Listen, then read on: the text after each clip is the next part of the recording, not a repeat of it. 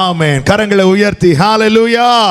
வேதத்தை எடுத்துக்கொள்ளும். ஏசாயா தீர்க்கதரிசன புஸ்தகம் 41வது அதிகாரம் அதனுடைய 19வது வசனம். ஏசாயா 41வது அதிகாரத்தின் 19வது வசனத்தை வாசிக்க கேட்கலாம். வனாந்திரத்திலே கேதுரு மரங்களையும் சித்தி மரங்களையும் மிருது செடிகளையும் ஒலிவ மரங்களையும் நட்டு அவாந்திர வெளியிலே தேவதாரு விருட்சங்களையும் பாய்மர விருட்சங்களையும் புன்னை மரங்களையும் உண்டு பண்ணுவேன். வனாந்திரத்தில் கேதுரு மரங்களையும் சீத்தி மரங்களையும் மிருது செடிகளையும் ஒலிவ மரங்களையும் நட்டு அவாந்திர வெளியிலே தேவதாரு விருட்சங்களையும் பாய்மர விருட்சங்களையும் புன்னை மரங்களையும் உண்டு பண்ணுவேன். இந்த மாதம் கர்த்தர் நமக்கு தந்த வாக்குத்தத்தம். இந்த வார்த்தையை தந்து தேவன் தந்த வார்த்தை என்ன? இருக்கிறதை ஸ்திரப்படுத்துவார், இல்லாதவைகளை உருவாக்கி தருவார். வனாந்திரம், அவாந்திர வழி, யாரும் வாழ விரும்பாத இடம்தான் வனாந்திரம். வனாந்திரம் என்றால் என்ன என்பதற்கு சரியாக அதை குறித்து அறிய வேண்டுமானால் எரேமியா தீர்க்கதரிசன புஸ்தகம் அதனுடைய 2வது அதிகாரத்தின் 5வது வசனத்தை வாசித்தால் தெரியும். இதுதான் வனாந்திரம் என்பது அங்கே அழகாய் சொல்லப்பட்டிருக்கிறது. வாசியுங்கள். கர்த்தர் சொல்லுகிறது என்னவென்றால், எங்களை எகிப்து தேசத்திலிருந்து வரப்பண்ணினவரும் அவாந்திர வெளியும் பள்ளங்களும் உள்ள தேசமும் வறட்சியும் மரண இருளும் உள்ள தேசமும் ஒருவனும் கடவாமலும் ஒரு மனுஷனும் குடியிராமலும் இருக்கிற தேசமான வனாந்திரம். வனாந்திரம்னா என்ன?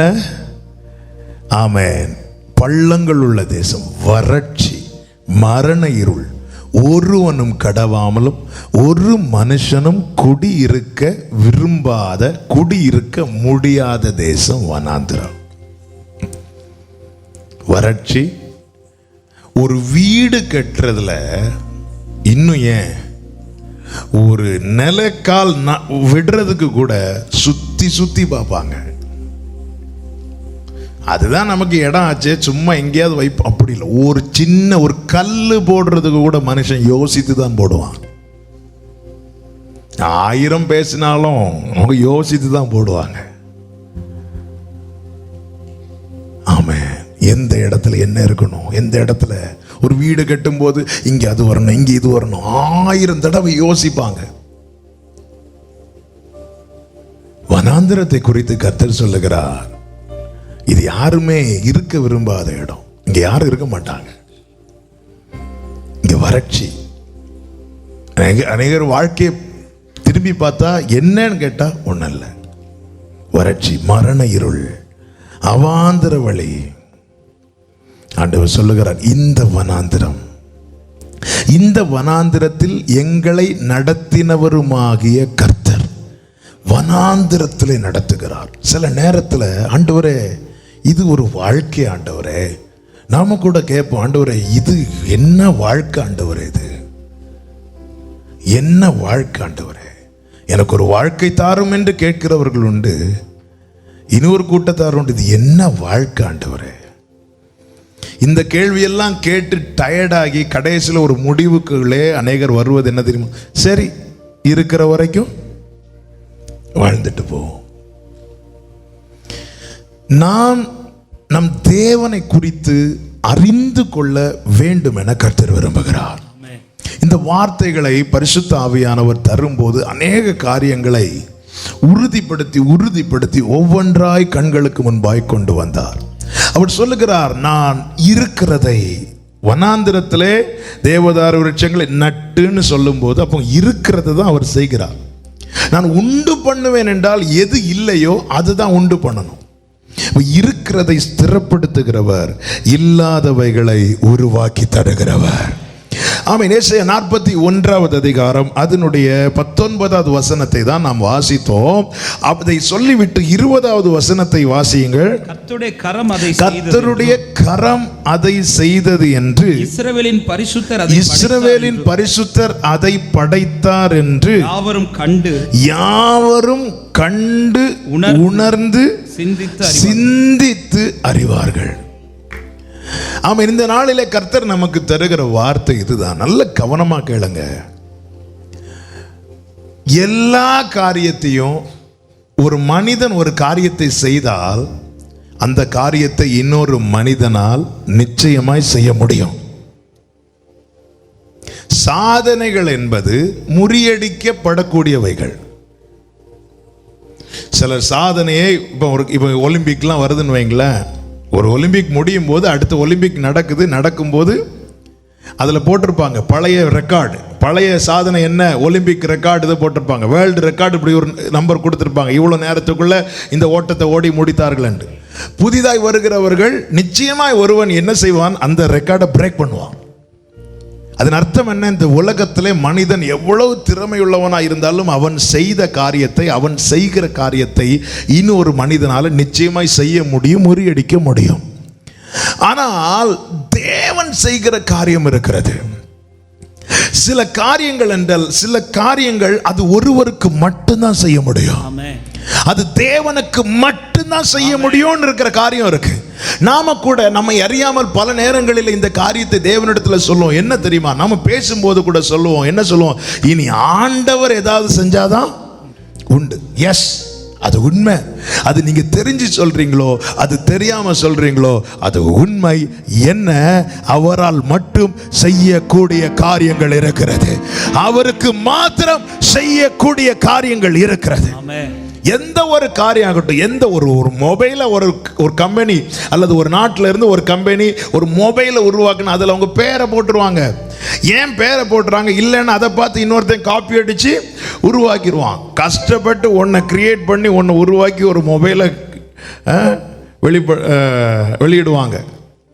நல்ல ஒரு மொபைல் அழகாக அதுக்கு விலை வச்சுருப்பாங்க, 80,000 ரூபா, 90,000 ரூபா, 1,00,000 ரூபா, இப்படிலாம் வச்சு அதை டிஸ்பிளேல வைக்கும்போது பயங்கரமாக ரீச் ஆகும். ஒரு மாதம் ஆகாது, சைனாக்காரன் அதே போல் ஒன்று 500 ரூபாய்க்கு ரெடி பண்ணி வச்சு சேம் சுற்றி எல்லாம் பார்த்தா இந்த பிரச்சனை வரக்கூடாதுங்கிறதுக்காக என்ன செய்வாங்க, யார் எதை உருவாக்குறாங்களோ அவங்க பேரை அதில் எழுதிடுவாங்க, மேட் பை, மேட் இன் அப்படி சொல்லிட்டு போட்டுருவாங்க.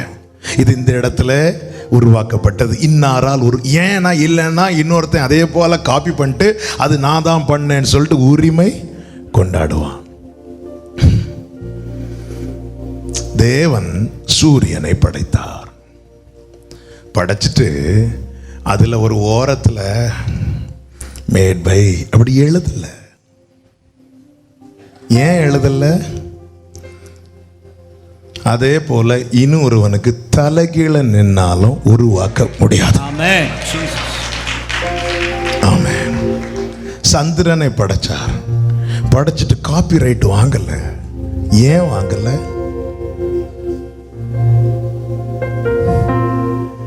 நாம் யாரை ஆராதிக்கிறோம்? ஹல்லேலூயா. ஆமென். அவரால் மட்டும் செய்யக்கூடிய காரியங்கள் இருக்கிறது. அவரால் மட்டும். என்னதுன்னு அர்த்தம்? இனி உன் வாழ்க்கையில நான் ஏதாவது செஞ்சாதான் உண்டு. கர்த்தருடைய கரம் இதை செய்ததென்று யாவரும் கண்டு உணர்ந்து சிந்தித்து அறிவார்கள். ஆமென் சொல்றவங்க நல்ல கரங்களை தட்டி ஹல்லேலூயா. அவரால் மட்டும். ஆமென்.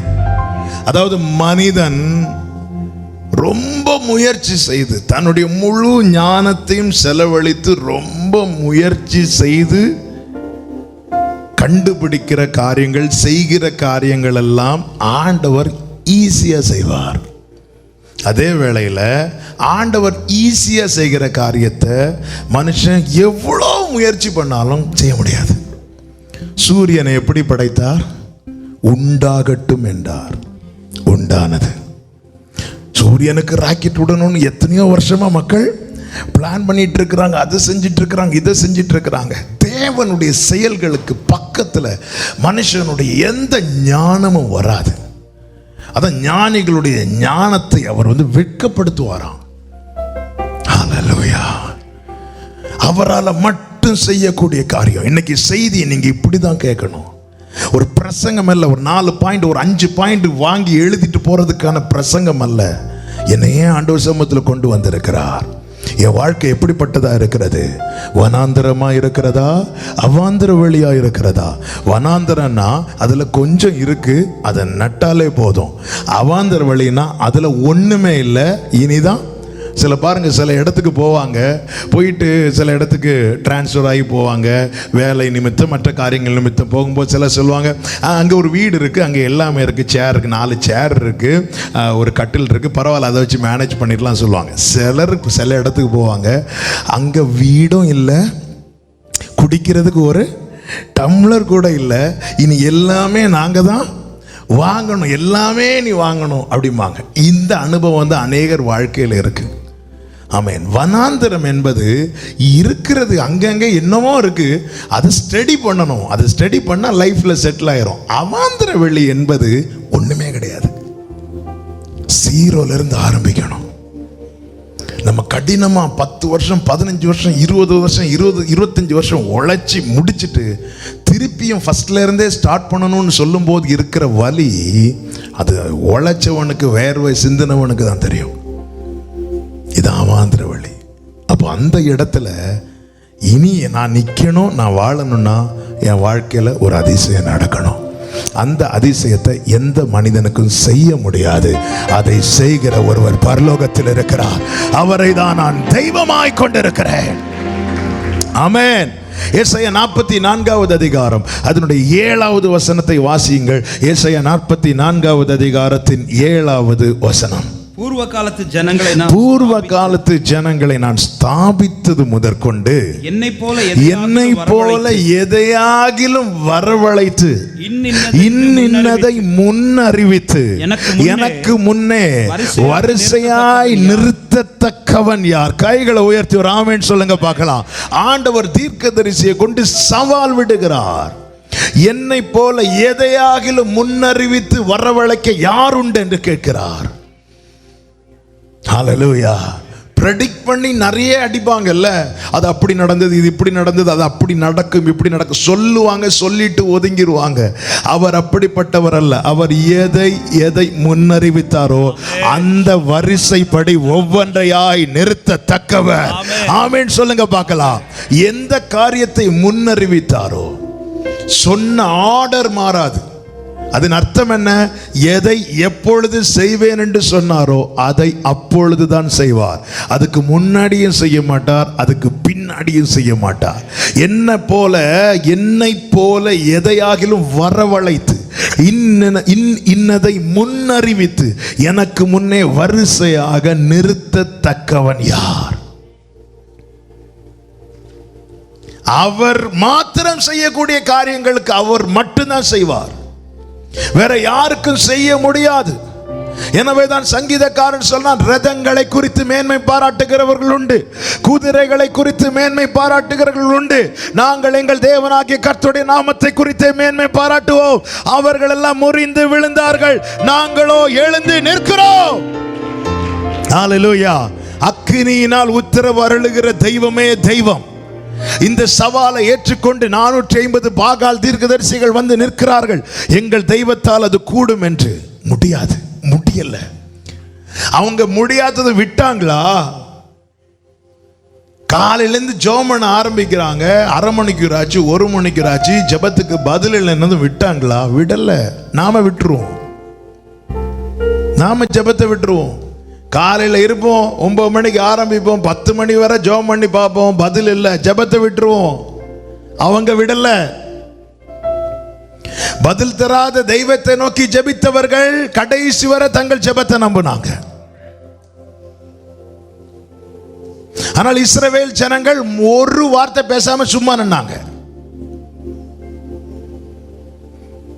பக்தினா என்ன என்பதை இன்னைக்கு சபை மற்றவர்களை பார்த்து கற்றுக்கொள்ள வேண்டி இருக்கிறது.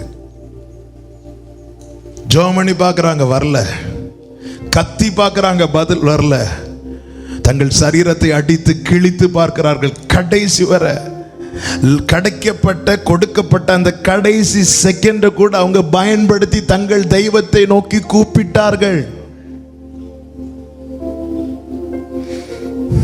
பதில் வரல. வராது. ஏன் வரல? ஏன் வராது? சில காரியங்கள் அவருக்கு மட்டும்தான் செய்ய முடியும், வேற யாருக்கும் செய்ய முடியாது. கடல் கொந்தளித்த போது கப்பலில் ஒருவன் இருக்கிறான், தேவனை ஆராதிக்கிறவன், ஜீவனுள்ள தேவனை ஆராதிக்கிறவன். அவன் படுத்து தூங்கிக் கொண்டிருக்கிறான். மற்ற அத்தனை பேரும் தங்கள் தங்கள் தெய்வத்தை நோக்கி கூப்பிடுகிறார்கள். பதில் வரல, பதில் வரல. ஆமென். ஏன் பதில் வரவில்லை? அவரால் மட்டும் செய்யக்கூடிய காரியத்தை வேற யாருக்கும் செய்ய முடியாது. என்னை போல எதையாகிலும் வரவழைத்து இன்னின்னதை முன்னறிவித்து எனக்கு முன்னே வரிசையாக நிறுத்தத்தக்கவன் யார்?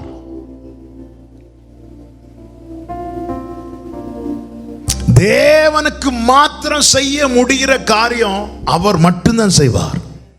ஆமென் சொல்லுங்க பார்க்கலாம். சத்தம் ஆமென் சொல்லுங்க. எதற்காக இந்த வார்த்தைகளை நான் திரும்ப திரும்ப சொல்லுகிறேன் என்றால், இனி என் வாழ்க்கையில அவர் ஏதாவது செய்தால்தான் உண்டு என்கிற நிலையில யாராவது இருக்கிறீங்கன்னா, இயேசு நாமத்தில் சொல்றேன், அவரை மட்டும் பாருங்க, அவரை மட்டும் நோக்கி பாருங்க. தேவன் வார்த்தை அனுப்பிவிட்டு சும்மா இருக்க மாட்டார். பவுலிடத்துல சொன்னார், பவுலாய் மாற்றப்பட்ட சவுல் ஜெபம் பண்ணிட்டு இருக்கிறான். 3 நாள் ஜெபித்து கொண்டிருக்கிறான். 3 நாட்கள் ஜெபித்து கொண்டிருந்த போது கர்த்தர் அவனுக்கு ஒரு தரிசனத்தை கொடுக்கிறார். என்ன தரிசனம்? ஆமென். அனனியா என்கிற தேவ மனிதன் வந்து அவன் மேல கைகளை வைத்து ஜெபிப்பதை போன்ற தரிசனம். இந்த தரிசனத்தை கொடுத்து விட்டு அடுத்து கர்த்தர் என்ன செய்கிறார்னு பவுலுக்கு தெரியாது. ஆண்டவர் ஒரு தரிசனம் காட்டுறது மட்டும் தெரியுது. ஆனா அடுத்து ஆண்டவர் என்ன செய்கிறாருன்னு தெரியல. தரிசனத்தை கொடுத்துட்டு தேவன் சும்மா சேர்ல சிங்காசனத்துல உட்காரல. அவர் என்ன செய்கிறார் தெரியுமா? அனனியாவிட்ட போய் பேசுகிறார். அனனியா போ, அனனியா போ. இல்ல நான் போக மாட்டேன், அவன் பொல்லாங்க. நீ போ, நான் அவனுக்கு தரிசனம் கொடுத்துட்டேன், நீ போய் தான் ஆகணும். அதன் அர்த்தம் என்ன? ஆண்டவர் ஒரு வார்த்தை அனுப்பினார், அது இறங்கிட்டுன்னு கேட்டோமே. வார்த்தை அனுப்பிட்டு சும்மா இருக்க மாட்டார், அவர் கிரியை செய்ய ஆரம்பித்து விடுவார். தரிசனத்தை தந்துட்டு சும்மா இருக்க மாட்டார், அவர் கிரியை செய்ய ஆரம்பித்து விடுவார். ஆமென். போவாசின் பாதத்தின் கீழ் வந்து அமர்ந்த ரூத்தை பார்த்து போவாஸ் சொன்ன வார்த்தை என்ன? ரூத்தின் புஸ்தகம் 3வது அதிகாரம் அதனுடைய 11வது வசனத்தை வாசியுங்கள். ரூத்தின் புஸ்தகம் 3வது அதிகாரம் 11வது வசனம். இப்போது மகளே நீ பயப்படாதே, உனக்கு வேண்டியபடி எல்லாம் செய்வேன், உனக்கு வேண்டியபடி எல்லாம் செய்வேன் சொல்லிவிட்டு அவளை அனுப்பி விடுகிறான். அவள் நேராக வந்து அதை யாரிடத்தில் சொல்லுகிறாள்? அதை தன்னுடைய மாமி நகோமியின் இடத்தில் சொல்லும் போது நகோமி ரூத்தை பார்த்து சொன்ன வார்த்தை என்ன தெரியுமா? கடைசி வசனத்தை வாசிங்கள், 3 கடைசி. அப்பொழுது அவள், என் மகளே இந்த காரியம் என்னமாய் முடியும் என்று நீ அறியும் மட்டும் பொறுத்திரு. நீ கொஞ்சம் வெயிட் பண்ணணும், நீ பொறுத்திரு. அந்த மனுஷன் உனக்கு வேண்டியபடி செய்வேன் என்று சொன்னாரே, அந்த மனுஷன் இன்றைக்கு இந்த காரியத்தை முடிக்கும் முன் இளைப்பாற மாட்டான். கைகளை உயர்த்தி ஆமென் சொல்லுங்க பார்க்கலாம்.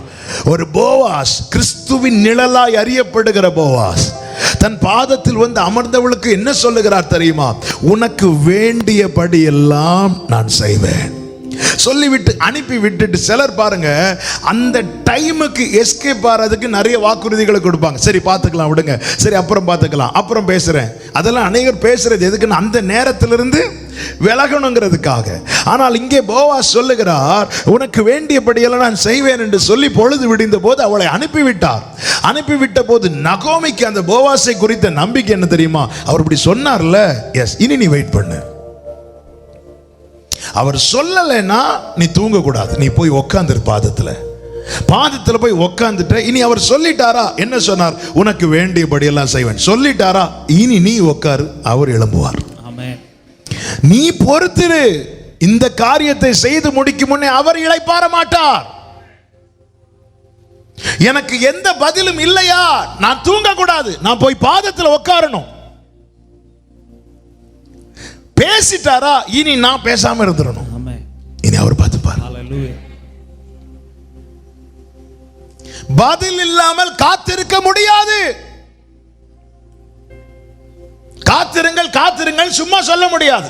சொல்லலாம், பிரசங்கத்துக்கு நல்லா இருக்கும். எப்படிங்க காத்திருக்க முடியும்? ஆபிரகாம் சும்மாவா எதுவுமே சொல்லாமல காத்திருக்க வைத்தார்? வார்த்தை கொடுத்து காத்திருக்க வைத்தார். யோசேப்புக்கு தரிசனத்தை கொடுத்து காத்திருக்க வைத்தார். தாவீதுக்கு அபிஷேகத்தை கொடுத்து காத்திருக்க வைத்தார். உன்னை காத்திருக்க வைக்கிறார்னா அதுக்கு முன்னாடி ஏதோ ஒன்றை உனக்கு தந்திருக்கிறார். சும்மா காத்திருக்க வைக்க மாட்டார். அப்படி காத்திருந்தா கேரண்டி கிடையாது. வேர்ட் இல்லாம பரத்திலிருந்து நிச்சயம் இல்லாம கன்ஃபர்மேஷன் இல்லாம காத்திருந்தா கேரண்டி கிடையாது. ஆனா வார்த்தை இருக்குதா? காத்திரு. இந்த காரியம் என்னமா நடக்கும் என்று அறிய மட்டும் நீ பொறுத்திரு. அவர் இந்த காரியத்தை முடிக்கும் முன்னே இளைப்பாற மாட்டார். அவர் இந்த காரியத்தை முடிக்கும் முன்னே இளைப்பாற மாட்டார். அவர் இந்த காரியத்தை முடிக்கும் முன்னே இளைப்பாற மாட்டார். நல்ல கவனமா கேளுங்க. அப்போ தேவன் நமக்கு வார்த்தையை தந்திருக்கிறார்.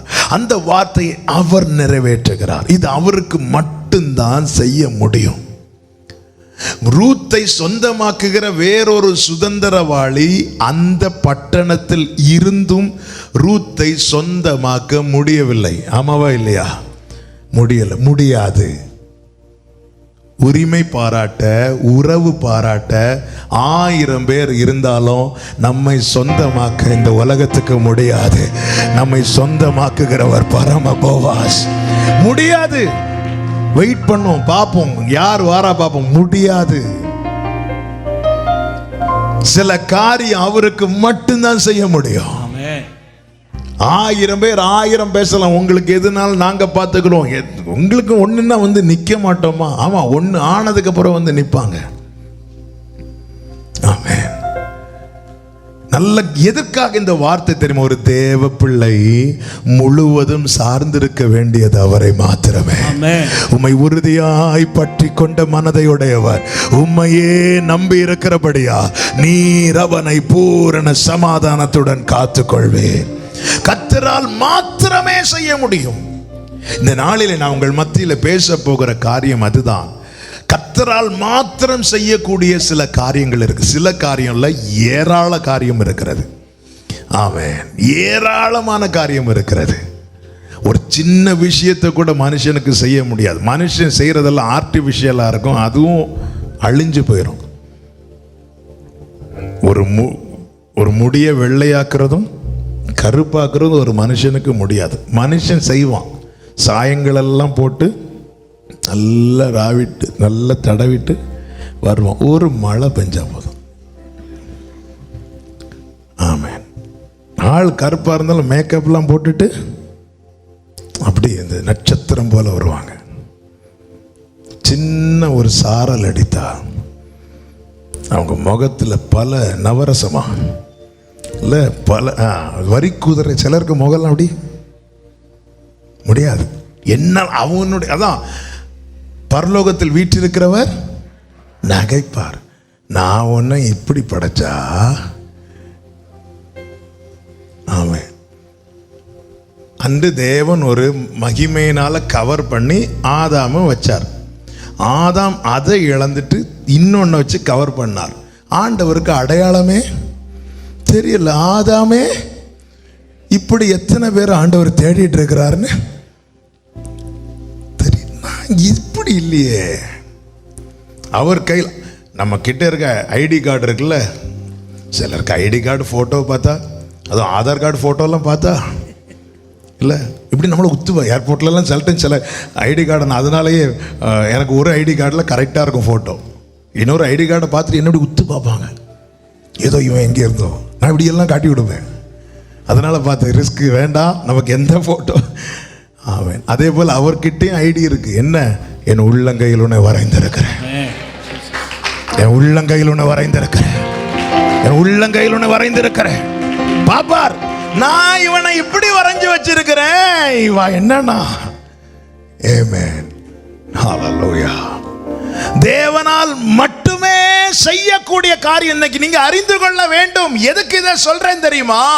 இனி இந்த காரியத்துக்கு நீ மனுஷனை பார்க்க கூடாது. ஆமென். ஆமென். என்ன பைபிள் ஃபுல்லா இருக்கு, ஆனா எல்லாம் எடுக்க நேரம் இல்லை. இந்த ஏசாயா 41வது அதிகாரத்துல 5 காரியத்தை உங்களுக்கு நான் சொல்லி, தேவனால் மட்டுமே செய்யக்கூடிய 5 காரியங்கள். 1 வாசியுங்கள், அதனுடைய 2வது வசனம். கிழக்கிலிருந்து நீதிமானை எழுப்பி கிழக்கிலிருந்து நீதிமானை எழுப்பி தமது பாதப்படியிலே வரவழைத்தவர் யார்? நான் ஆவிக்குரிய கண்ணோட்டத்தோடு உங்கள் மத்தியிலே சொல்லுகிறேன். தேவனால் மட்டுமே செய்யக்கூடிய முதல் காரியம் என்ன தெரியுமா?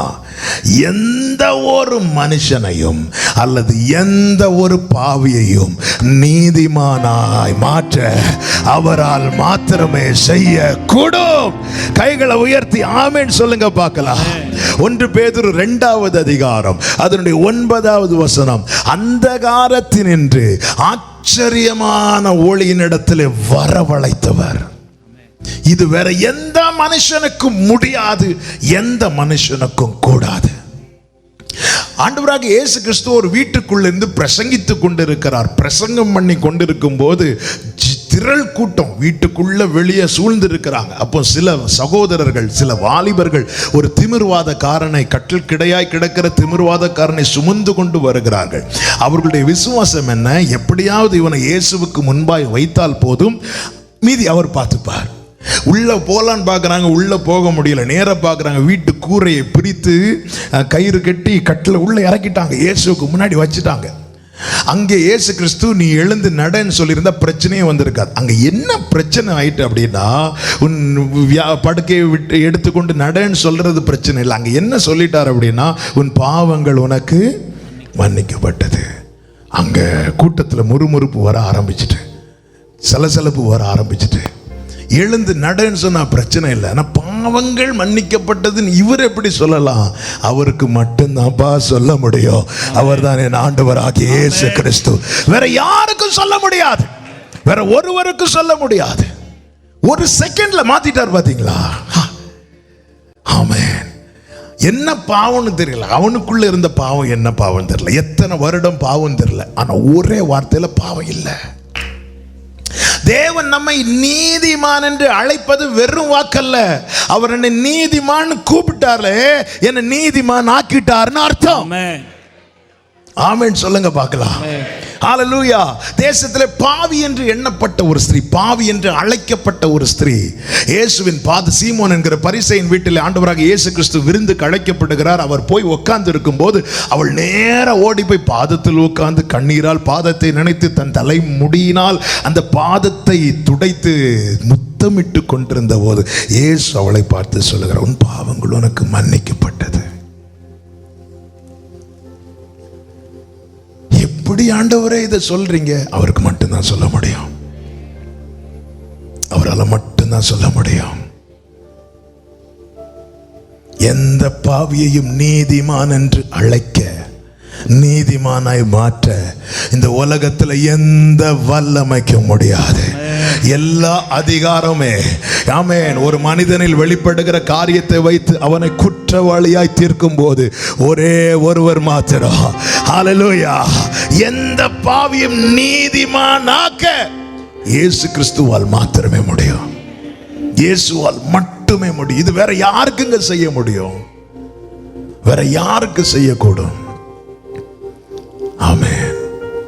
ஹalleluya.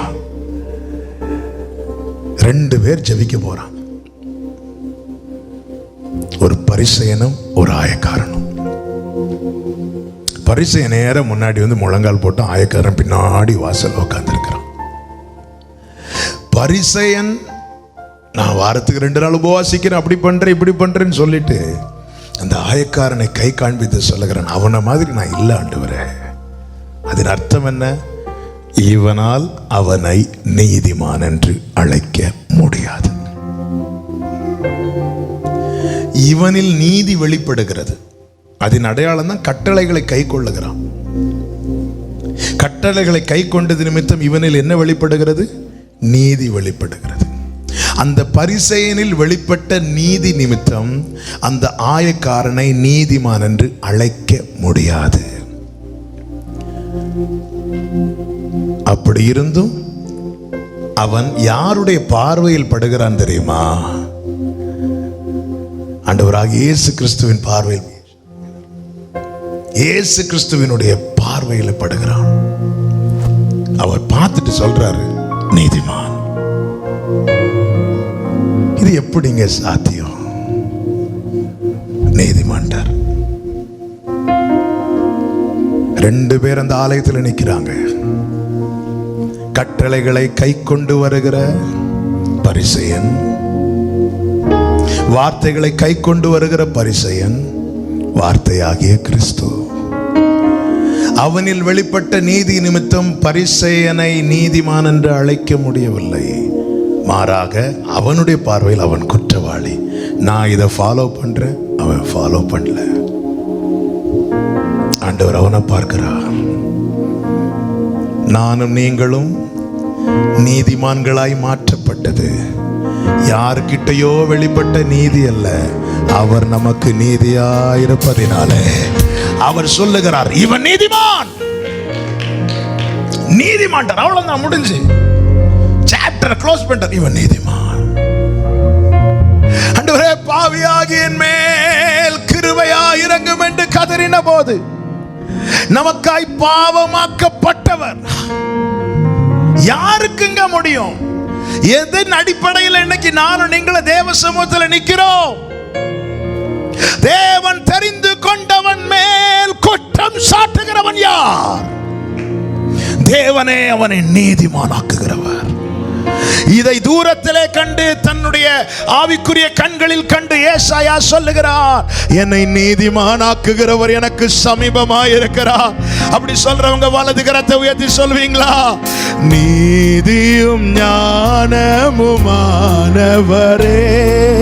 இயேசுவே நீரே ஆதரவே. நீதியும்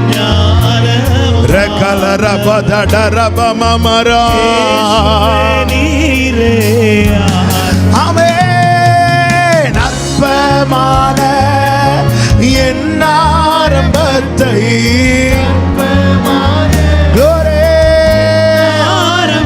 ஆமென் அசட்டை பண்ணாதவரே, அன்பால் எல்லாம் தந்தீரே. தயவால் பெற்றேன் தகப்பனே நன்றி, தயவால் பெற்றேன் தகப்பனே. ஆமென். ஹல்லேலூயா. இதை மறக்கவே கூடாது. என் தகப்பனார் செய்த காரியங்கள், சில காரியங்கள் என் நினைவுல அப்படி பதிந்திருக்கிறது. அதுல ஒரு காரியம்தான், தேவன் அவர்களை ரட்சித்ததை ஒவ்வொரு வருஷமும் நினைவு கூர்ந்து அழுவாங்க. சாப்பிட்டுட்டு இருக்கும்போது அழுவாங்க, என்ன ரட்சித்தது.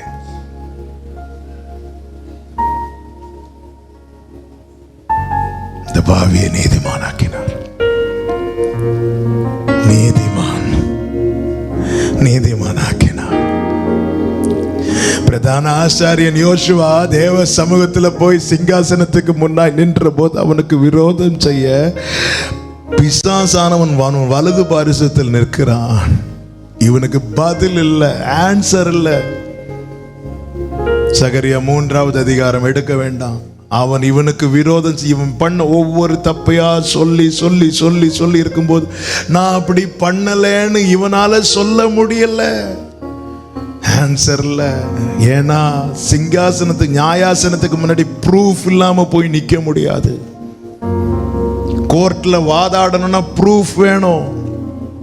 சாத்தானுடைய வேலை என்ன தெரியுமா? இங்க பாவம் செய்ய அனுகூலம் பண்ணி நமக்கு அகைன்ஸ்டா ஒரு கையெழுத்தை உருவாக்குவான், ஒரு பாண்டை உருவாக்குவான். அதை கொண்டு அங்க போய் வழக்காடுவான். அவன் தான் எதிராளியானவன். நமக்காக வழக்காடுவான்.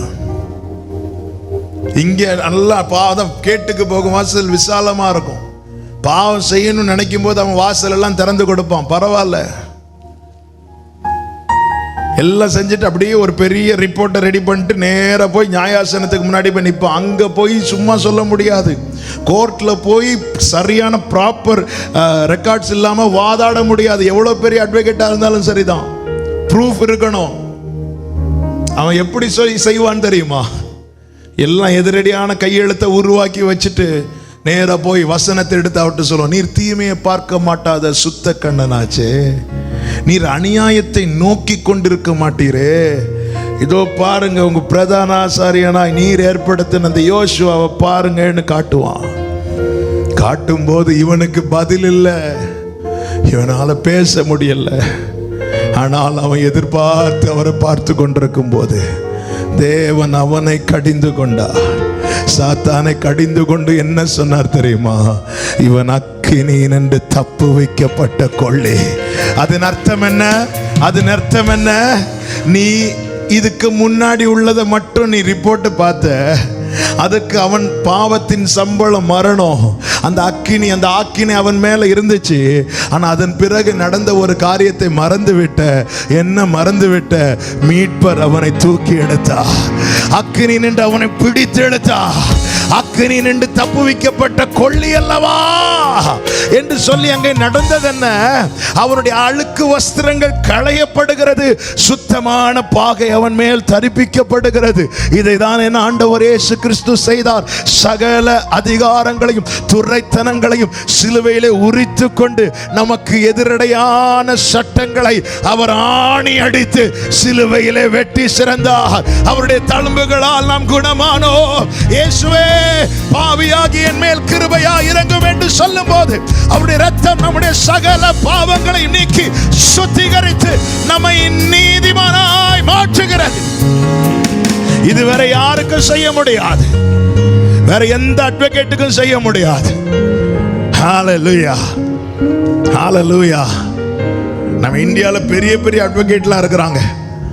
அவங்க எடுத்த கேஸ் தோத்ததே கிடையாது. ஆனா அப்படிப்பட்டவங்க தோக்கும் போது சொல்ற வார்த்தை என்ன தெரியுமா? கடைசி வரை ட்ரை பண்ணோம், முடியாது. ஏன்னா ப்ராப்பர் எவிடன்ஸ் வச்சிட்டு இருக்கிறாங்க. பிசாசனவன் அப்படிதான் ஒரு பாண்டை கிரியேட் பண்ணி அப்படியே ஒவ்வொன்னா சொல்லி எல்லாம் வச்சுட்டு வரும்போது அது நடுவில் தான் அவனுக்கு ஒரு கிருபை கிடைக்கிறது. என்ன கிருபை? அவரை நோக்கி கூப்பிடுகிறான், அப்பா பாவியாகி என் மேல் கிருபையாயிரும், நான் எவ்விதத்திலும் பாத்திரவான் அல்ல. ஆமென். இரக்கத்துக்காய் கெஞ்சும் போது ஆண்டவர் என்ன செய்கிறார்? அவருடைய இரத்தத்தாலே கழுவுகிறார். இவன் இன்னும் அந்த பாண்டை சுருட்டி தான் வச்சிட்டு இருக்கிறான். அங்க போய் பார்த்துக்கலாம். இயேசு என்ன செய்கிறார்? இயேசு கிறிஸ்துவின் ரத்தம் சகல பாவங்களையும் நீக்கி சுத்திகரிக்கிறது. இவனுக்கு அது தெரியாது. இவன் இன்னும் அந்த பாண்டை சுருட்டி வச்சுட்டு தான் இருக்கிறான். கரெக்டா சிங்காசனத்துக்கு முன்னாடி போய் ரட்சிக்கப்பட்டவனுக்கு அகைன்ஸ்டா, இங்கே பாருங்க இவன் என்னெல்லாம் பண்ணி இருக்கிறான் பாருங்கன்னு சொல்லிட்டு அந்த பாண்ட் பேப்பரை ஓபன் பண்ணி பார்த்தா எம்டியா இருக்கு. கீழே வச்சு ரெடி பண்ணிட்டு மேல போய் பார்த்தா எம்டியா இருக்கு. எப்படியாச்சு அது நடுவில் ஆணி அடிக்கப்பட்டது. அப்பா கையில் அடிக்கப்பட்ட ஆணி எனக்கு எதிரடையாய் பிசாசானவன் எழுதி வைத்த எல்லா சட்டங்களுக்கும் எதிரான ஆணி. அது சும்மா நீதிமானாக்கல்ல, இது அவருக்கு மட்டும்தான் செய்ய முடியும். இது அவருக்கு மட்டும்தான் செய்ய முடியும். இப்ப ரெண்டு கைகளை உயர்த்தி சொல்லுவோமா? நீதியும் ஞானமும் ஓ இயேசுவே நீரே ஆதரவே. ஆமென். நீதியும் ஞானமும் இயேசுவே நீரே ஆதரவே. அற்பமான அப்பா ஆமென். அசட்டை பண்ணாதவரே அன்பா தந்தீரே. சொல்லுங்க, தயவால் பெற்றே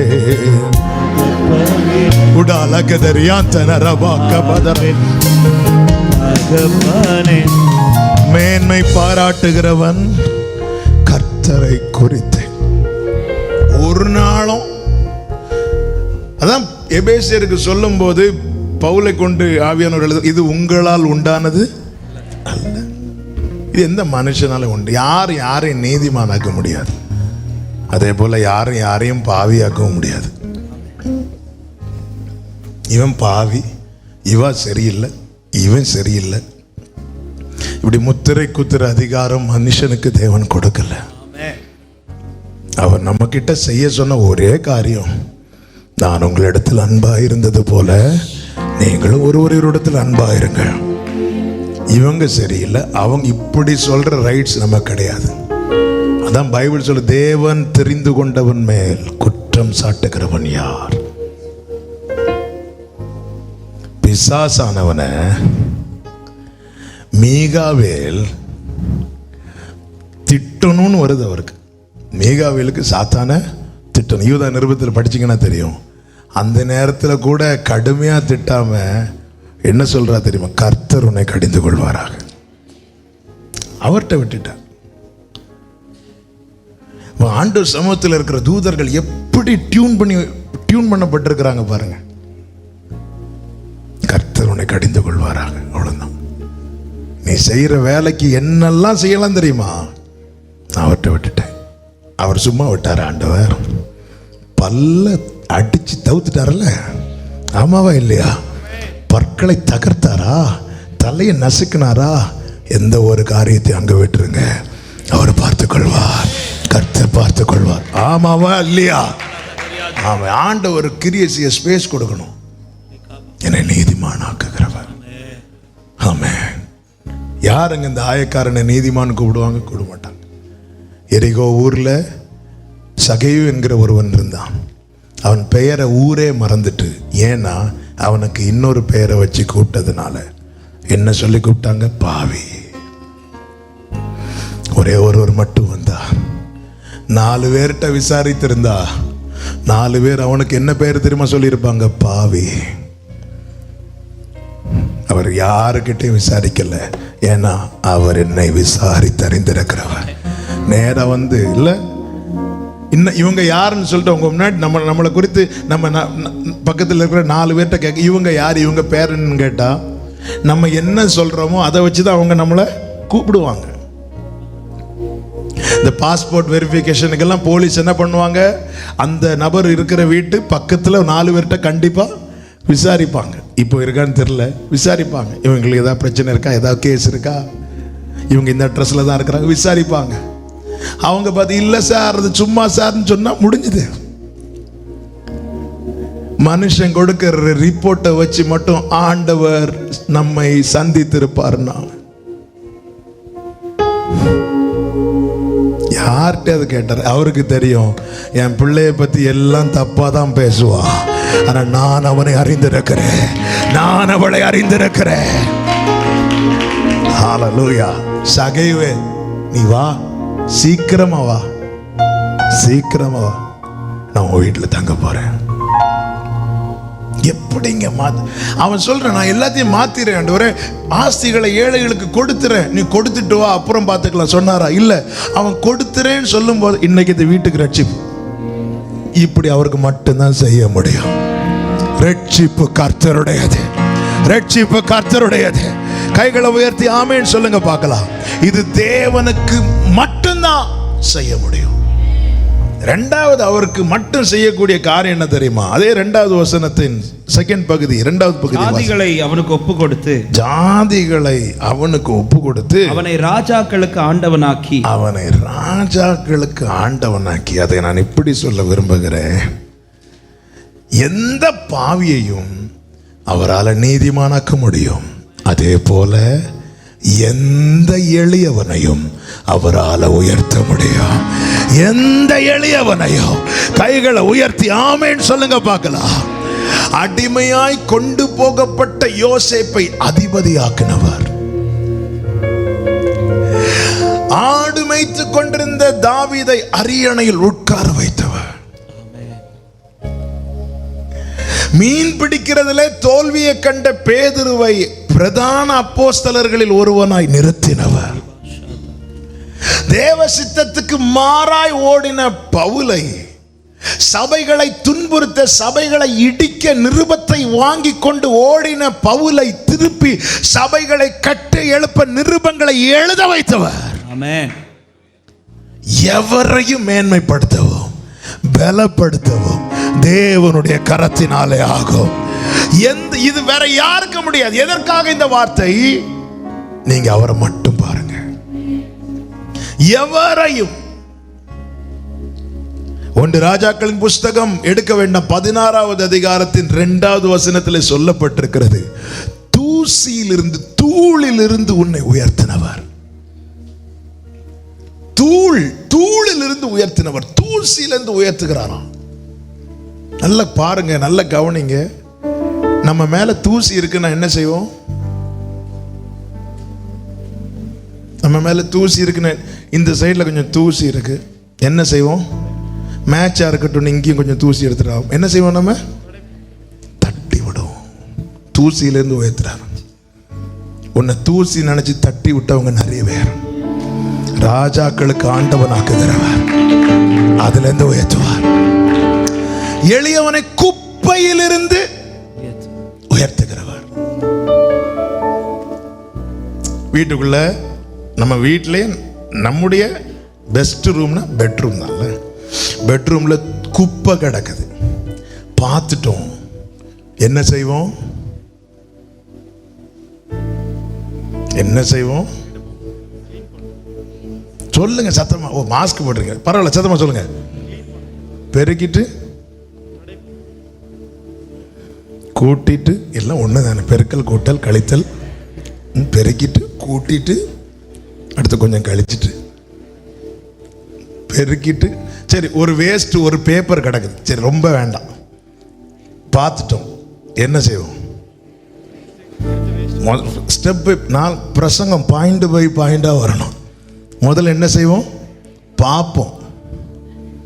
பார்த்துட்டு அது எங்கே கிடக்குது? இங்கேயா இருக்குது. ரெண்டாவது என்ன செய்வோம்? அதை எடுப்போம். மூணாவது என்ன செய்வோம்? அது இந்த இடத்துல இருக்க வேண்டியதில்லை, நேர கொண்டு போய் குப்பையில் போடுவோம். சிலர் சில ஸ்தானத்தில் உயர்ந்த சிலருக்கு தாங்காது. இப்படி பார்த்து மனிதர்கள், உறவுகள் எத்தனை தூக்கி, சில ஃபங்க்ஷன் வீட்டுக்கு போகும்போது, சொந்தக்காரங்க வீட்டுக்கு போகும்போது குப்பை போல ட்ரீட் பண்ணுவாங்க. அவங்க இப்படி தூக்கி போடுவதின் அடையாளமாக நிறைய வார்த்தைகளை பயன்படுத்துவார்கள். அந்த கூட்டத்திலிருந்து சிலர் அப்படி எழும்பி எழும்பி போய் உக்காந்துருவாங்க. நாம போய் ஃப்ரெண்டில் போக வேண்டாம். மனிதன் என்ன செய்வான்? பெட்ரூம்ல குப்பை கிடந்துச்சுன்னா, ஒரு மேன்மையான இடத்துல குப்பை கிடந்துச்சுன்னா பார்ப்பான், எடுப்பான், தூக்கி கொண்டு குப்பையில் போடுவான். பரத்தில் இருக்கிறவர் இந்த குப்பையை பார்த்து எடுத்து தூக்கி கொண்டு அவருடைய சமூகத்தில் எளியவனை குப்பையிலிருந்து எடுத்து பிரபுக்களோடு உட்கார வைத்து, எத்தனை பேருக்கு சொல்ல முடியும்? உலகம் என்னை வேண்டாம் என்று தூக்கி போட்டது, அவர் வேண்டும் என்று தூக்கி எடுத்ததுனாலதான் இன்னைக்கு நான் சமூகத்தில் இருக்கிறேன்னு சொல்றவங்க நல்ல கரங்களை தட்டி உடாக்கரமா சந்தரே. தூக்கி எறியப்பட்ட என்னை வேண்டும் என்று சொல்லி பாடுங்க. சேர்த்து கொண்ட உடலக்கமரமா சந்தரே.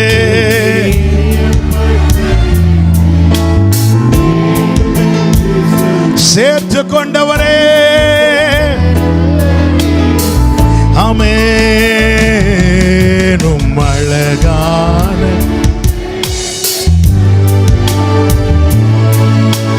முடிந்ததென்று நினைத்தனா ஓராந்தரா கபதரியாந்தரா. ஆமென். முடிந்ததென்று நினைத்தனா.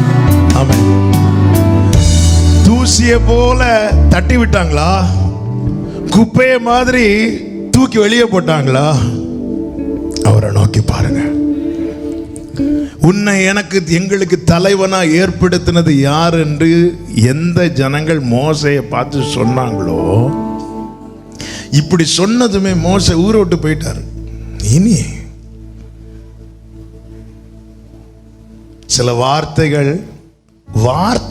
வார்த்தையின் வல்லமை என்பது நம்மளை அப்படி தூக்கிட்டு கொண்டு எங்கேயோ போய் உட்கார வச்சிடும். இந்த வார்த்தை மோசையை 40 வருஷம் தள்ளி கொண்டு போயிட்டு ஆண்டவர் முச்சடி எழுந்திடலாம். மோசே, ஆண்டவரே, நான் உன்னை தெரிந்து கொண்டேன், ரொம்ப சந்தோஷம், நீ எகிப்துக்கு போ. வேண்டாம் ஆண்டவரே, இல்லை மோசே, அங்கே தான் ஆண்டவரே, இங்கே நான் ஆடு மேய்ச்சிட்டு போகிறேன், அங்கே என் அண்ணன் ஆரோன் இருக்கிறான். மோசே, நான் தூசியிலிருந்து உயர்த்துகிறவர், நான் குப்பையிலிருந்து உயர்த்துகிறவர்.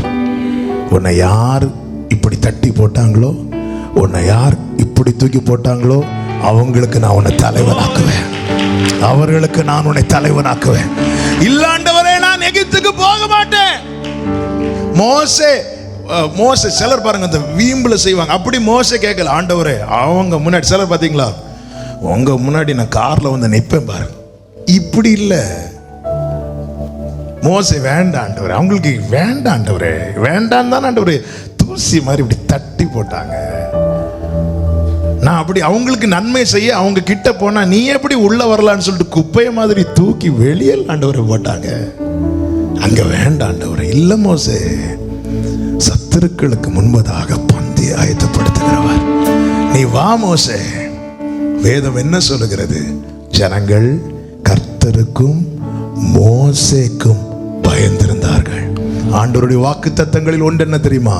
எனக்கு பயப்படும் பயத்தை உனக்கு முன் செல்லும்படி செய்வேன். எனக்கு பயப்படும் பயத்தை உனக்கு முன் செல்லும்படி செய்வேன். ஆமென் சொல்லுங்க பார்க்கலாம். அவரால் மாத்திரமே எந்த எளியவனையும் உயர்த்த முடியும். அதன் அர்த்தம் என்ன? வேற யாரையும் உயர்வுக்காக, எந்த ஒரு மேன்மைக்காக பார்க்காதிருங்கள். எந்த வீட்டு வாசலிலும் போய் காத்திருக்க வேண்டாம். வேலைக்காரருடைய கண்கள் எஜமான்களின் கையை நோக்கி இருக்குமா போல 2 கைகளை உயர்த்தி, ஒன்றுமில்லாத என்னை காருண்யத்தாலே உயர்த்தி வைத்த நல்ல நேசரே, ஒன்றுமில்லாத உம்முடைய காருண்யம் என்னை பெரியவனாக்கும், உம்முடைய காருண்யம் என்னை பெரியவனாக்கும். உம்மழகான கண்கள், உம்மழகான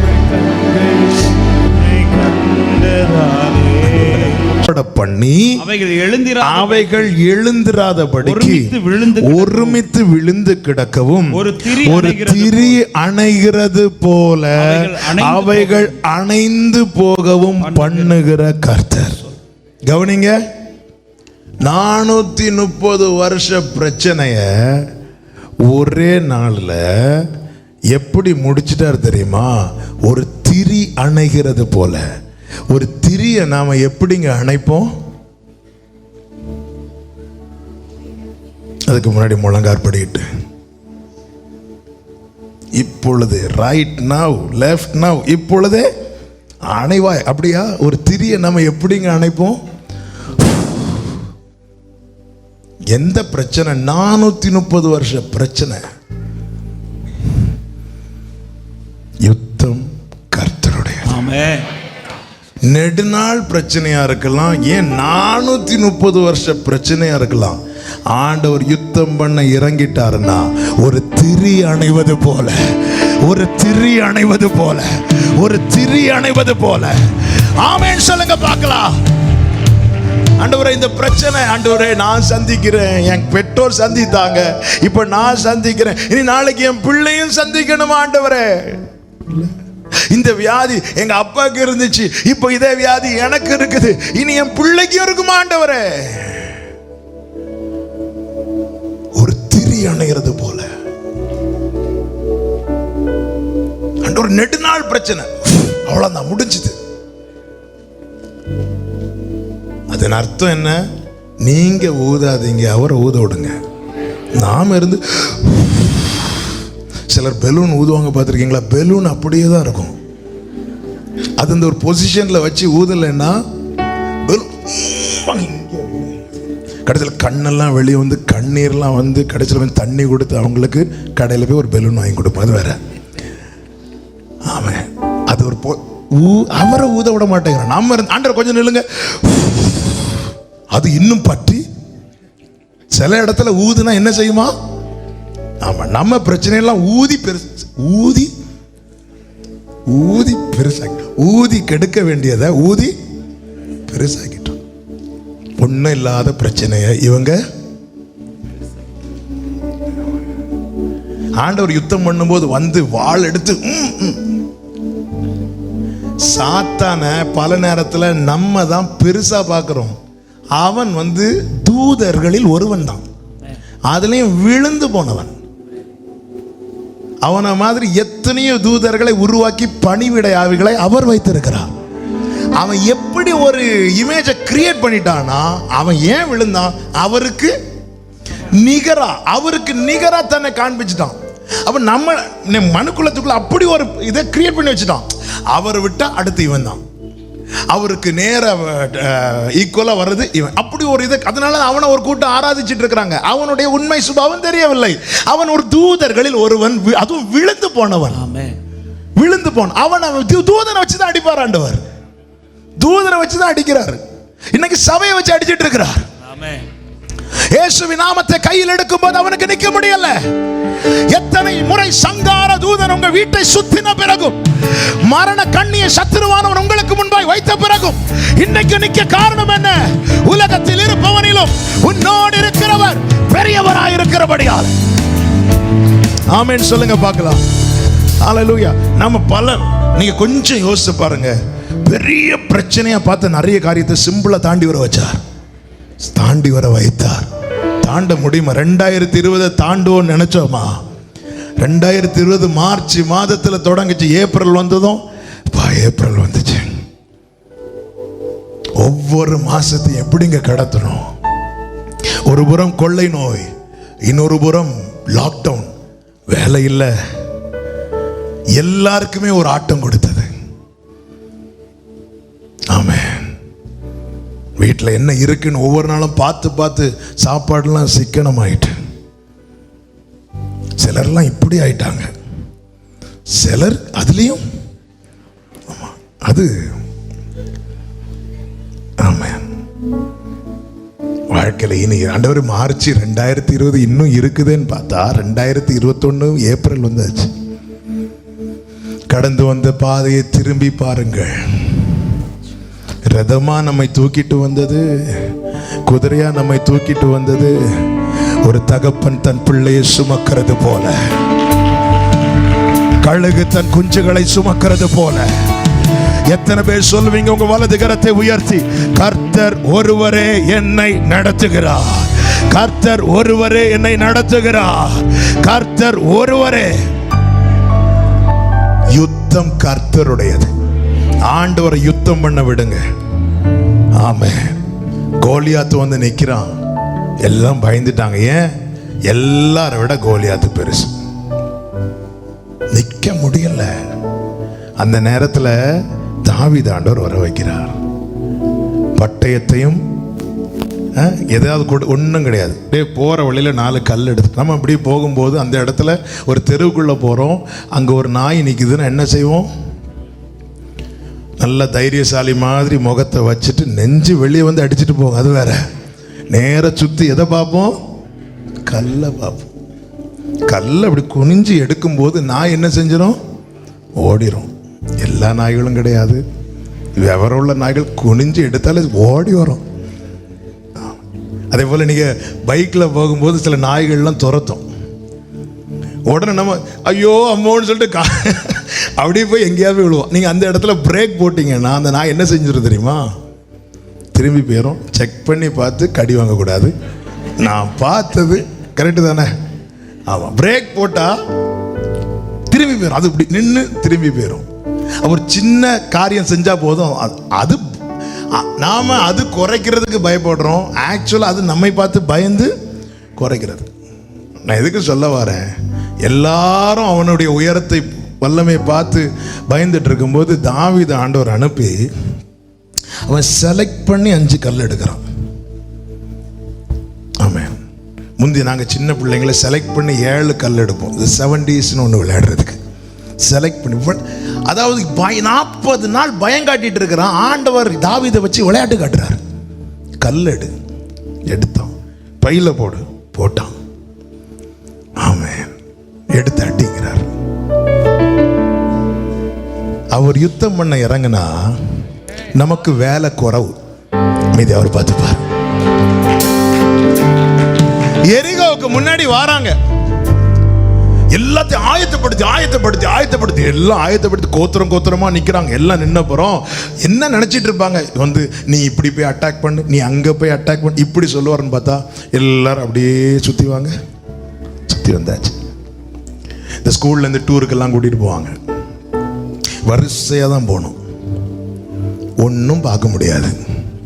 இந்த சைடு ஒரு டீச்சர் நிற்பாங்க, நேராக பார்த்து நட, நம்ம போகிறதே சைடில் இருக்கிறத பார்க்குறது, நேராக பார்த்து அப்படியே வேன்ல இருந்து இறங்கி அப்படியே சுற்றி அப்படியே வேனில் கொண்டு விட்டு இப்படி மைசூர் எப்படி இருந்து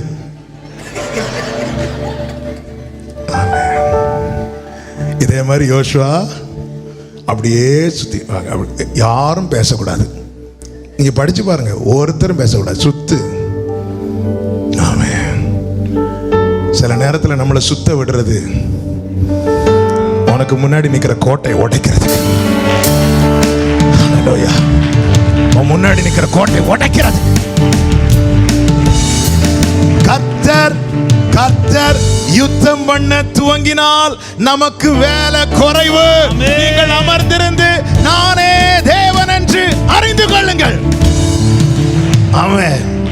அடுத்து யோசபாத்துக்கு அகைன்ஸ்ட் ஒரு பெரிய டீம் வராங்க. அது பிரச்சனை, முன்னாடி பின்னாடி சுத்தி வந்துட்டாங்க. பைபிள் சொல்லுது யோசபாத் பயந்தான். பயந்தது எல்லாரும் வாங்க எல்லாரும் ஜெபம் பண்ணோம். ஜெபம் பண்ணும்போது கர்த்தருடைய ஆவியானவர் ஒரு தீர்க்கதரிசியின் மேலே இறங்கி பேசுகிறார். யுத்தம் உங்களுடையதல்ல, கர்த்தருடையது. இது தெரிந்ததும் அவர்கள் துதிக்க ஆரம்பிச்சாங்க. ஆராதனை முடிச்சுட்டு வந்து பார்க்குறாங்க, சத்துருக்கள் எல்லாம் வெட்டுண்டு கிடக்கிறார்கள். எத்தனை பேர் நம்புறீங்க? தேவ சமூகத்தில் கொண்டு வந்து ஆராதிக்க வைப்பதற்கு ஒரு நோக்கம் உண்டு. யுத்தம் கர்த்தருடையது, யுத்தம் கர்த்தருடையது. ஆமென், ஆமென் சொல்லுங்க பார்க்கலாம். 2 வசனத்தை நான் வேகமா, இது தேவனுக்கு மட்டும்தான் செய்ய முடியும். 2 காரியத்தை கூட வேகமா சொல்லி ஜெபிக்கிறேன். அவரால் மட்டும் செய்யக்கூடிய அடுத்த காரியம் என்ன? 3வது வசனத்தை வாசிங்க. அவன் அவர்களை துரத்தவும் தன் கால்கள் நடவாதிருந்த பாதையிலே சமாதானத்தோட நடக்க பண்ணுகிறவர். இதுவரை நீ கால் மிதிக்காத இடம், இதுவரை நீ கண்டிராத பாதை, அதிலே உன்னை நடக்க பண்ண உன் தேவனால் மட்டுமே கூடும். ஹல்லேலூயா. தன் கால்கள் நடவாத பாதை. ஆமென். ஒரு கட்டம் தாண்டிட்டுனா நம்ம யோபுவ மாதிரி தான் ஜெபம் பண்ணுவோம். அந்த முந்தின சீர், அந்த பழைய வாழ்க்கையாவது இருந்துச்சுன்னா, அதாவது இருந்துச்சுன்னா, கால்கள் நடவாத பாதையில் எப்படி நடக்க பண்ணுவாராம்? சமாதானத்தோட. நாம கேட்ட பல வாசல்களை தேவன் திறக்காதது நாம் கேட்காத ஒரு வாசல் நமக்காய் இருப்பதினால. இந்த வார்த்தையை நான் ரிப்பீட் பண்றேன். நான் கேட்ட பல பாதைகளின் வாசல்களை தேவன் நமக்காய் திறக்காதது நாம் கேட்காத ஒரு பாதையை கர்த்தர் ஆயத்தம் பண்ணி வைத்திருக்கிறதுனால. இஸ்ரவேல் ஜனங்கள் பார்வோன் சேனை வந்தபோது முறையிட்டார்களே தவிர செங்கடலை திறந்து வழியை தாரும் என்று கேட்கவில்லை. ஏன்னா அது அவங்க, நம்ம அப்படி ஏதாவது கேட்போமா? ஆண்டவரே என்ன ஆண்டவர் பிரச்சனை இப்படி இருக்கு, ஆண்டவர் பிரச்சனை இப்படி இருக்கு, ஆண்டவரே சொல்யூஷன் நமக்கு தெரியாது, இதற்கு இதுவரை கால் நடக்காத பாதையில் ஒவ்வொரு வார்த்தை 1ஆம் தேதிக்காக பேசும்படி ஆவியானவர் தந்தார். அன்னைக்கு இதை பேச விடல, ஆனா இன்னைக்கு பேச விடுறார். தெரியல என் தேவனால் இதை செய்ய முடியும். நான் கேட்ட வாசல்களின், நான் கேட்ட காரியங்கள், நான் கேட்ட பாதைகளின் வாசல்கள் அடைக்கப்பட்டது. அதன் அர்த்தம் என்ன? எனக்கு எதுவுமே திறக்க மாட்டாரா? இல்ல, நான் விசுவாசித்திருக்கிறவர் இன்னார் என்பதை அறிவேன்.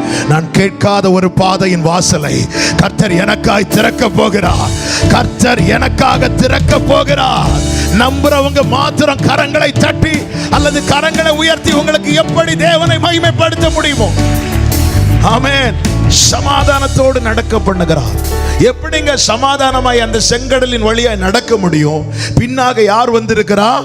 பார்வோன் வந்திருக்கிறார். அப்ப நிச்சயமா எப்படிதான் நடக்க முடியும்? இப்படி. ஆனா ஆண்டவர் எப்படி நடத்துகிறார்? சமாதானத்தோடு. அப்படி சமாதானத்தோடு நடக்க பண்ண தேவன் செய்த காரியம் என்ன? இஸ்ரவேலரே சாட்சியா சொல்லுகிறார்கள். 15வது யாத்திராகமம் 15வது அதிகாரம் அதனுடைய 16வது வசனத்தை வாசியுங்கள். பயமும் திகிலும் அவர்கள் மேல் விழும். கர்த்தாவே, உமது ஜனங்கள் கடந்து போகும் வரையும், உமது ஜனங்கள் கடந்து போகும் வரைக்கும், நீர் மீட்ட ஜனங்களே கடந்து போகும் வரையும் அவர்கள் உம்முடைய புயத்தின் மகத்துவத்தினால் கல்லை போல அசைவற்றிருப்பார்கள். ஆண்டவர் பார்வோனை அவர் சேனை எப்படி நிறுத்திட்டாராம்? கல்லை போல. அதன் அர்த்தம் என்ன? குதிரையை வர சத்தம் போட விடல இல்ல, கல்லை போல அசைவற்று நிக்க பண்ணிட்டு இனி நட. இல்ல அங்க பின்னாடி இருந்து ஏன் சத்தம் போட்டா பாதி பேர் சத்தத்திலேயே. அதாவது நாம எதை நம்ம தாங்குவோம், எதை நம்ம தாங்க மாட்டோம்னு அவருக்கு தெரியும். ஒரு பாதையை உருவாக்கி விட்டுட்டு அதுல பயந்து பயந்து போக பண்ணுகிறவர் இல்ல, சமாதானமா. நம்முடைய வாழ்க்கையில ஒரு காரியம் கடைசி வரை சந்தேகமாகவே இருக்குமானால் அதை அல்லாமல் வேறொன்றை தேவன் நமக்கு ஆயத்தம் பண்ணுகிறார் என்று அர்த்தம். சமாதானத்தோடு போக பண்ணுகிறார். பார்வன் சேனை கல்லை போல நிக்க வச்சுட்டா அசைய கொஞ்சம் கூட அசைய விடல. ஏன்னா அந்த ரதங்களின் சத்தத்தை கேட்டுதான் பயந்தாங்க. எல்லாத்தையும் நிக்க வச்சுட்டு இவங்களை கிராஸ் பண்ண வச்சுட்டு இப்போ பார்வோன் அந்த பாதையில கால் வைக்கிறான். கொஞ்சம் கழிச்சு, என்னதான் பார்வோனே நீ ரதத்துல வந்தாலும் இந்த பாதையில என் கால் தான் முதல்ல பட்டுச்சு. அதன் அர்த்தம் என்ன? உங்களை கண்டு தேவன் நியமித்த காரியத்துல இன்னொருவன் கால் பட தேவன் விட மாட்டார். உங்களை வீழ்த்தி உங்களுக்கு முன்பாக போக வேண்டும் என்று அவன் ரதத்தில் வந்தாலும் ஒரு இடத்தில் அவனை நிறுத்துவார், கல்லை போல நிற்க வைப்பார், உன்னை தூக்கிட்டு போவார், உன்னை நடத்தி கொண்டு போவார். தேவன் பெரியவர். ஐந்தாவது, அவருக்கு மட்டும் செய்ய முடிந்த காரியம் என்ன? 4வது வசனத்தை வாசிங்கள். ஏசாயா 41. இதையெல்லாம் செய்து நிறைவேற்றி ஆதி முதற்கொண்டு தலைமுறைகளை வரவழைக்கிறவர். கைகளை உயர்த்தி ஆமென் சொல்லுங்க பார்க்கலாம். ஆமென். தலைமுறைகளை வரவழைக்கிறவர். ஏசாயா 51வது அதிகாரத்தின் 2வது வசனத்தில் இப்படி சொல்லப்பட்டிருக்கிறது, உன் தகப்பனாகிய ஆபிரகாமையும், வாசிங்க ஏசாயா 51:2. உங்கள் தகப்பனாகிய ஆபிரகாமையும் உங்களை பெற்ற சாராளையும் நோக்கி பாருங்கள். அவன் ஒருவனாய் இருக்கையில் நான் அவனை அழைத்து அவனை ஆசீர்வதித்து கைகளை உயர்த்தி ஆமென் சொல்லுங்க பார்க்கலாம். தலைமுறைகளை வரவழைக்கிறவர். ஆபிரகாமை அவன் வீட்டிலிருந்து அழைக்கிறார். அழைக்கும் போது அவன் எப்படி இருக்கிறான்? தனித்தவனாய் இருக்கிறான். ஒருவனாய் இருக்கையில் அவனை அழைத்தென்று சொல்லும் போது இங்கே பார்க்கிறோம், தேவன் ஒருவனை அல்லவா படைத்தார், அவனை ஆணும் பெண், ஒரு புருஷன் மனைவியை சேர்ந்து கர்த்தருடைய பார்வையில் ஒன்று. ஆமென். அவரது ஆரம்பம். ஆபிரகாமை தனித்திருக்கிறாய். அவனை அவனுடைய கூடாரத்திலிருந்து வாண்டார், வெளியே கொண்டு வந்து அவர் ஒரு இடத்தை காண்பித்து அங்கே ஒரு கூடாரத்தை போட வைக்கிறார். இங்கே இருந்து ஆபிரகாமை அழைத்து கொண்டு வந்து இங்கே கூடாரத்தை போட்டு கூடாரத்துக்குள்ளே இருக்கிறான். இந்த கூடாரத்துக்குள்ளே ஆபிரகாம் தனித்தவனாயிருந்தான். இந்த கூடாரத்துக்குள்ளே ஆபிரகாம் வந்தபோது ஆபிரகாமோடு யாரெல்லாம் இருந்தார்கள் தெரியுமா? எபிரேயர் 11வது அதிகாரம் அதனுடைய 9வது வசனம். எபிரேயர் விசுவாசத்தினாலே அவன் வாக்குத்தத்தம் பண்ணப்பட்ட தேசத்திலே பரதேசியை போல சஞ்சரித்து அந்த வாக்குத்தத்தத்திற்கு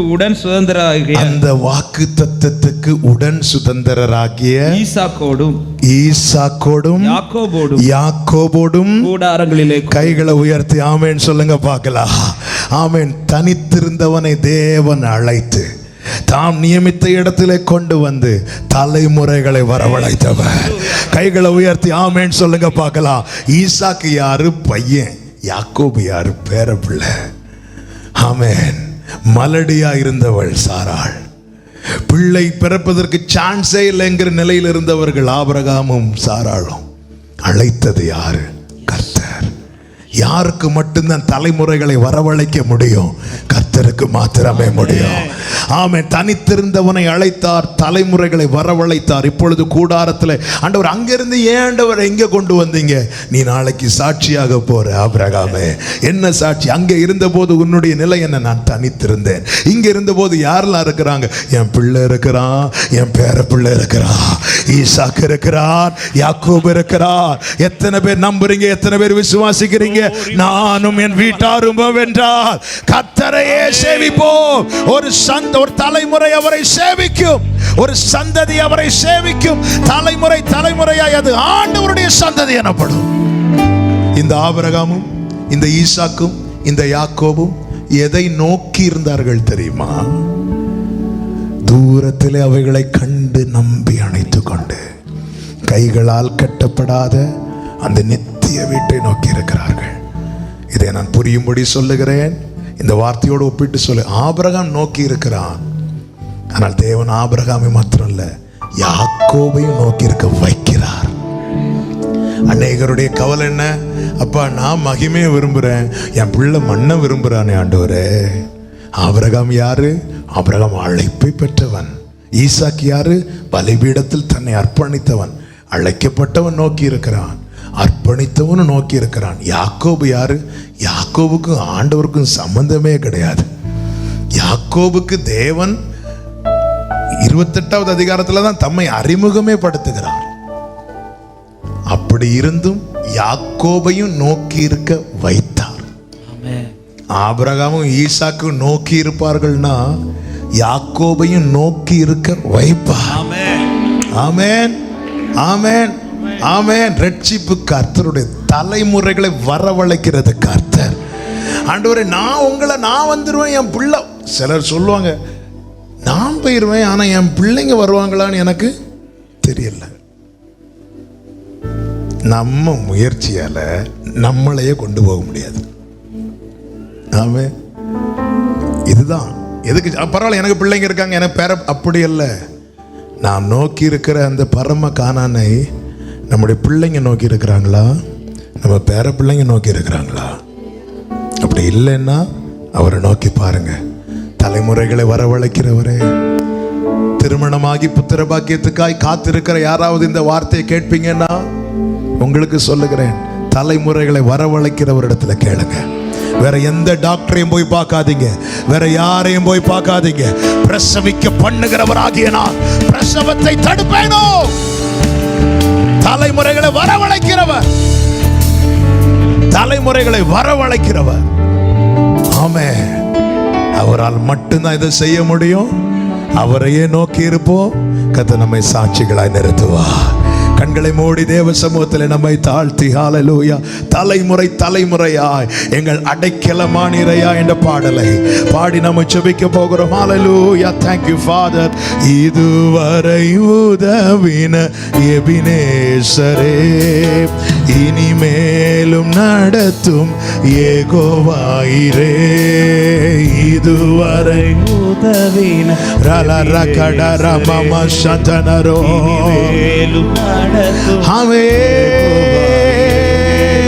நன்றியுடன் பாடிடுவோம் வாழ்நாளெல்லாம்.